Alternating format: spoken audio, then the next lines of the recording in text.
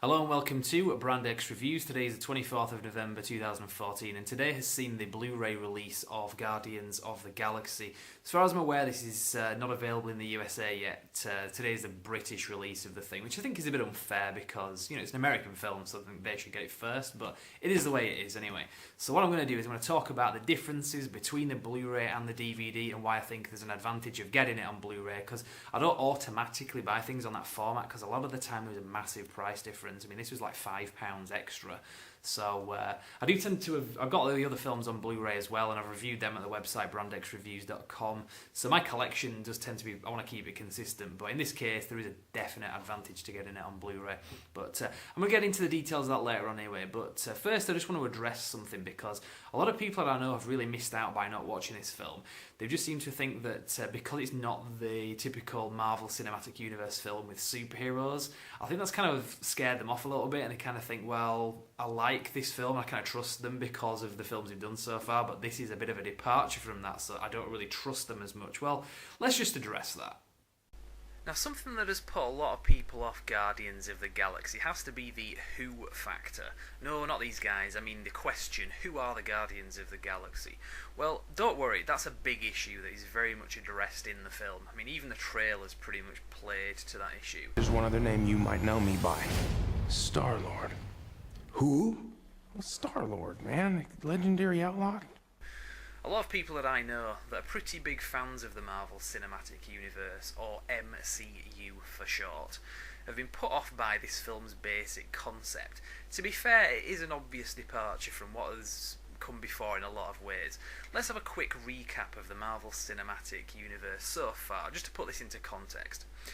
Now, in 2008 we had Iron Man, the original film that started it all with Robert Downey Jr. Then we had The Incredible Hulk, which came a couple of months later from memory. For another 2 years we didn't get a film, so it was 2010 we had Iron Man 2. In 2011 we had two films, we had Thor, and then we had Captain America, or Captain America the First Avenger. I think that's the British title of the film. But the next film after that was Avengers Assemble in 2012, which was a big event. Then we had, the next year, 2013, Iron Man 3, followed by Thor The Dark World. After that, this year, 2014, we had Captain America The Winter Soldier, and now Guardians of the Galaxy. So, you can also say that there is also the TV spin-off series such as Agents of S.H.I.E.L.D. and also the upcoming Agent Carter series. And let's not get confused as well, the Marvel Cinematic Universe does not include Marvel characters such as Spider-Man, the Fantastic Four, or the X-Men. The licenses to make these films based on these characters are currently owned by other studios such as Sony and Fox. The way things are, it's unlikely to change anytime soon. But going back to my original point, all of the other MCU films were Earth-based for the most part. Even Thor, which, although it was linked to other cosmic realms, was very much heavily connected with Earth. With the exception of one or two scenes, Guardians of the Galaxy is almost entirely set well away from Earth, so in this lineup of Earth-based superhero films, so far at least, at a glance this one sticks out like a sore thumb. The same is often said about Captain America, the 2011 film at least. I was just yesterday talking to a friend who loves the 2012 Avengers movie and the franchise of other films, but has stayed away from the first Captain America because it is set in World War II. Understandable. But as I say, judge a tree by its fruit, guys. Is Guardians of the Galaxy a good film? Does it capture that magic that you felt in the previous 9 films in this franchise? Well, overwhelmingly I say yes. I think the general consensus amongst people that have actually seen Guardians of the Galaxy and the previous 9 films is the same. So give it a chance. I reckon you'll be pretty happy with it, and just to see how it fits in with the other films as well. And it does fit in with the other films. Remember the some of the weird spacey bits in Avengers Assemble? In particular the bit where in the end credits you saw that big purple devil looking guy that smiles? That's Thanos. He's going to become a big part in this franchise in later films, but he is in Guardians of the Galaxy 2, so you get to learn a little bit more about who he is. You also see a bit more of a character known as The Other. Again, you saw a bit of him in 2012's Avengers Assemble. He was the middleman between Loki and Thanos, the one that Loki spoke to in some of these spacey bits. If you've seen the film, I'm sure you'll remember. Now, the success both critically and financially of Guardians of the Galaxy appears to have inspired Marvel Studios in their roster of upcoming films, in that they do appear to be going with some of the more cosmic and otherworldly franchises. With the upcoming Captain Marvel, Inhumans and Doctor Strange, the series of films is moving well beyond the traditional Earth-based superheroes in costumes jumping off buildings kind of films. Domestically in the USA, Guardians of the Galaxy has become the highest grossing film for 2014. So far, that is, with the new Hunger Games film expected to defeat this at the time of editing this video at least. It does appear that those who have gone to see Guardians of the Galaxy, both the hardcore fans and the casual viewers alike, were both happy to see this and they want to see more. As I say, there is a direct sequel to Guardians of the Galaxy planned for 2017. So you can see my in-depth analysis of what is to come from the Marvel Cinematic Universe at brandxreviews.com. I did do a video on this about a month ago. I also did a review of Guardians of the Galaxy back in July with my co-reviewer, The Core, so I won't get too much into the film. So for now, let's have a look at the Blu-ray and what you get.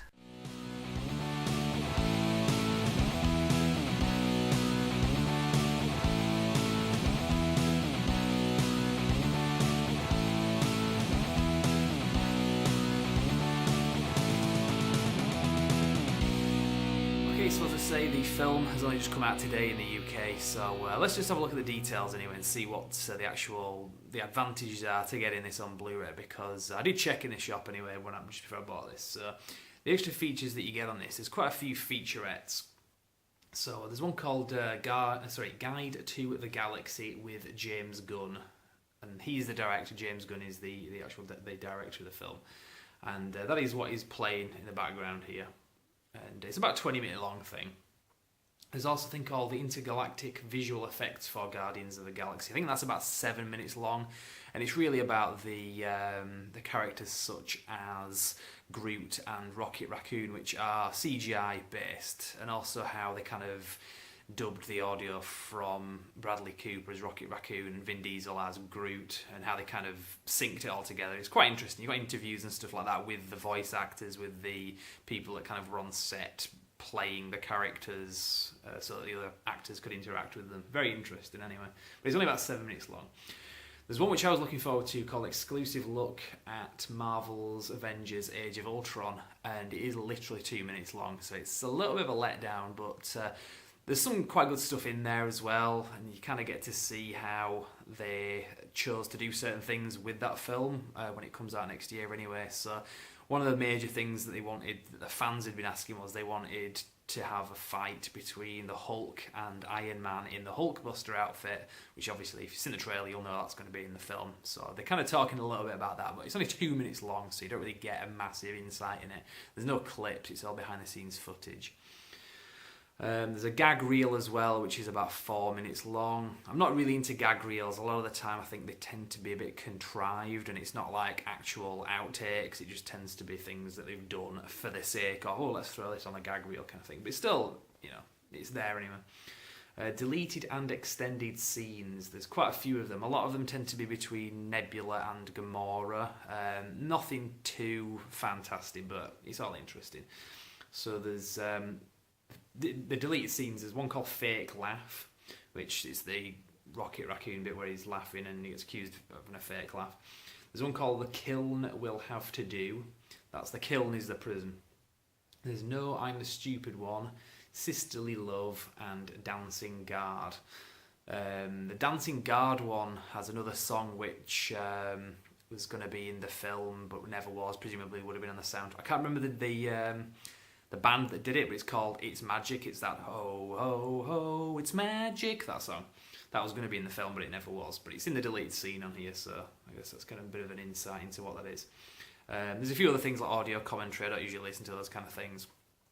But that's pretty much it. It's all on one disc. Now, as I say, the advantage to getting it on Blu-ray is most of those aren't actually on the DVD. There is the exclusive look at Marvel's Avengers Age of Ultron, so that's 2 minutes long. And then there's one deleted scene, from what I understand. From memory, it was the Fake Laugh one, which is like, I don't know, not even a minute long. So if you're getting this on DVD, the extras are shockingly bad.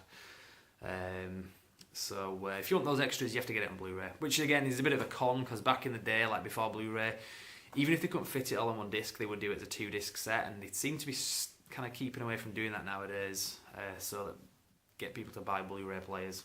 But I don't know. The quality is very good on Blu-ray, as you would expect. Kind of goes without saying. The sound and the picture quality is very good, and also the CGI, the texture of things like the Groot character and the Rocket Raccoon character. You can see how much attention to detail they went into doing that. Because usually I hate CGI characters. I just think instantly Jar Jar Binks, you know, all the kind of George Lucasy stuff just looks terrible nowadays. It just looks like a cartoon, kind of intermixed with humans, like Roger Rabbit basically. Which, I mean, Roger Rabbit was good, and it was obviously supposed to be cartoons with humans, but you know, you don't buy it's real if it doesn't look good. And these really do kind of sell you on that. I know there's a feature on this about the visual effects, and it shows the extremes that they kind of went to get the characters looking real, the CG characters like Rocket Raccoon. And they actually studied this raccoon, and I think the director James Gunn had the raccoon, you know, like in the studio kind of thing. And they kind of studied him and kind of interacted with him just to kind of get a vibe on how raccoons move and stuff like that, just so that they could input that into the kind of character that they were doing. So it's all quite interesting as well. I didn't know they actually rolled this raccoon out at one of the premieres as well. James Gunn, the director, actually was like walking out on the kind of red carpet with this raccoon on his shoulder. So that could have gone horribly wrong, but it's quite interesting to see anyway. Now there's not much else, so I'll probably leave it there for the actual Blu-ray review. Now if you want to know what's coming in the future with this film franchise, I have covered this a lot at Brand X Reviews, so if you want to go into the video archive on there, the videos that I've done myself recently, I think a few weeks ago I did a video talking about the upcoming Marvel Cinematic Universe films. Obviously that's been recently announced what they're going to do all the way up to 2019 with some of the Thanos related films, Avengers, Infinity War. Because if you're kind of watching this and you don't really know where it's leading, watch my videos, because I've really kind of gone into that, or just look it up online, it's not too difficult to tell. But the Thanos character that is in this, that you first saw in Avengers, as I said in my video before, is one that really is going to kind of go somewhere in the future with the Infinity Stones and the Infinity Gauntlet as well, because the stone that you saw in this film, the big weapon, that's going to be part of the Infinity Gauntlet, so it does feed into a larger story, as I say. So and again, they have announced that 2017, I think it's March time from memory, they're doing the direct sequel to this, Guardians of the Galaxy 2. To May 5th, 2017, and there's actually somebody up there who wants to tell you himself. Oh. Hey everybody, this is James I'm sorry I can't be there with you. I'm here in Tokyo, Japan, serving as a jury member on the Tokyo International Film Festival, but I wanted to let you all know that I'm working very hard on the script for Guardians of the Galaxy 2. I'm very excited about the movie, so excited in fact, that I don't want to have to wait until July of 2017 for the movie to be released. I think we'd rather release the movie in May of 2017. I think that sounds right. May 5th, 2017 is a new release date for Guardians of the Galaxy 2, so that we can spend the whole summer with you guys.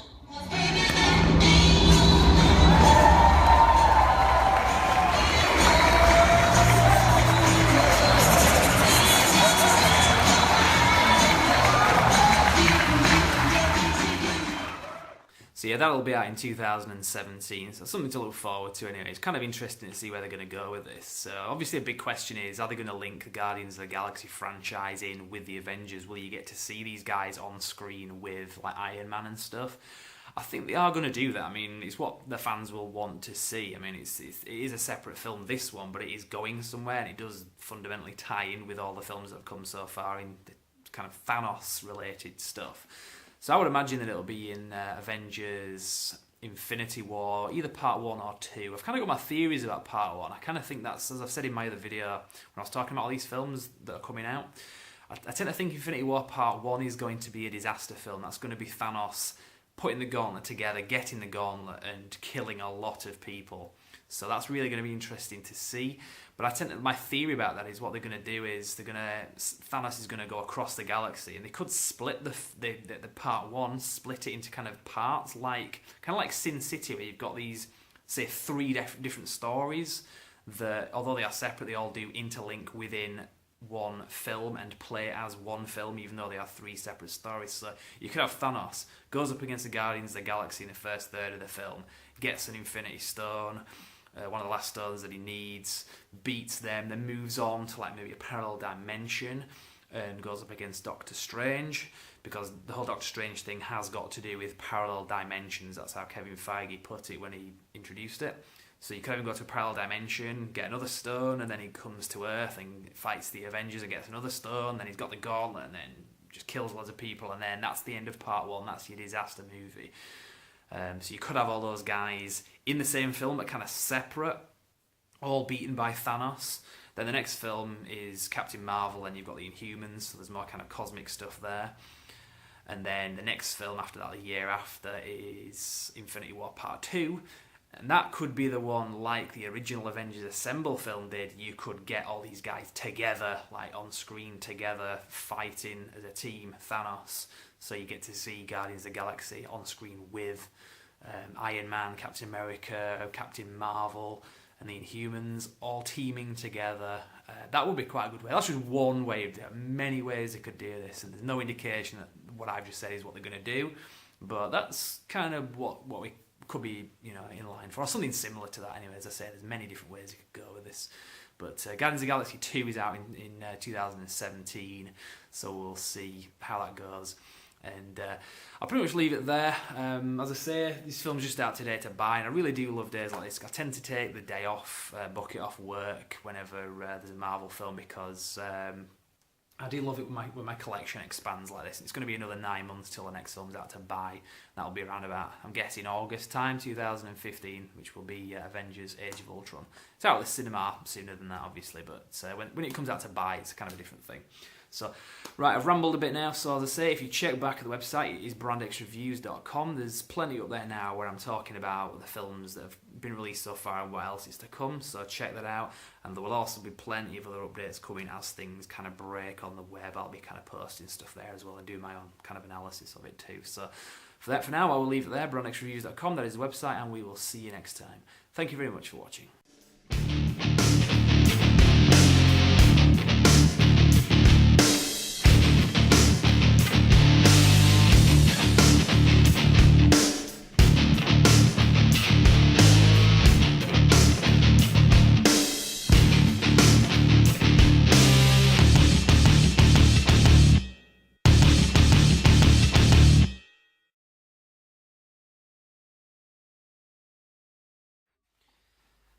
Hello and welcome. Oh, fuck. Oh, bastard. Start again. And as far as I'm aware, this isn't actually available in the USA yet, which I think is a bit unfair that films that are fucking dropped on the floor want to cock up. So, but like I said, I do...